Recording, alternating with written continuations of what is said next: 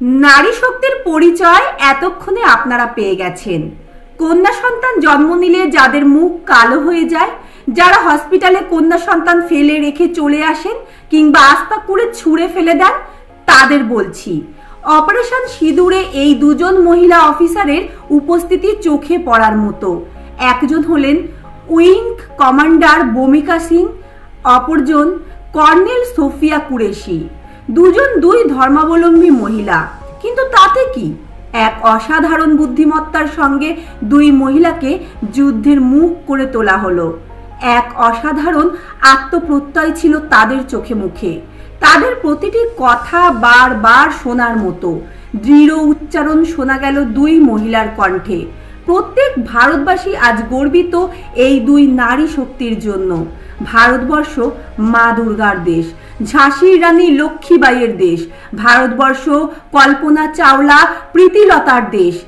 যে দেশে মা দুর্গার আরাধনা হয়, মা কালীর আরাধনা হয়, সেই দেশের নারী শক্তি নিয়ে কোনো রকম সংশয় থাকতে পারে না। তা আবারও প্রমাণ করলো এই দুই নারী। আমরা সকলেই জানি কাশ্মীরের পেহেলগাঁওয়ের সেই ঘটনা।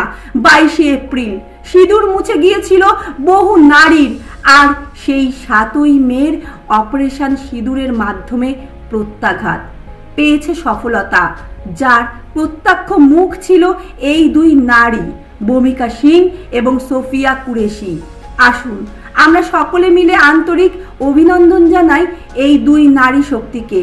এবং তাছাড়াও আমরা আন্তরিক অভিনন্দন জানাই ভারতীয় সেনাবাহিনীদের, যারা নিজেদের প্রাণ বাজি রেখে আমাদের ন্যায় এনে দেওয়ার চেষ্টা করেছেন, আর আজ তারা সফল হয়েছেন। আমরা গর্বিত, আমরা ভারতবাসী। এই দেশের নারী শক্তিকে পুজো করা হয়, শ্রদ্ধা করা হয়, সম্মান করা হয়। তাই কেউ নারীকে কখনো অসম্মান করো না। তোমার ঘরে যখন কন্যা সন্তান জন্মাবে, তাকে আনন্দে গ্রহণ করো, কারণ মনে রেখো এটা 2025 সাল। এখানে কন্যা কোনো অংশেই কম হতে পারে না। সকলে ভালো থাকুন, সুস্থ থাকুন, সাবধানে থাকুন, আর অবশ্যই সতর্কে থাকবেন।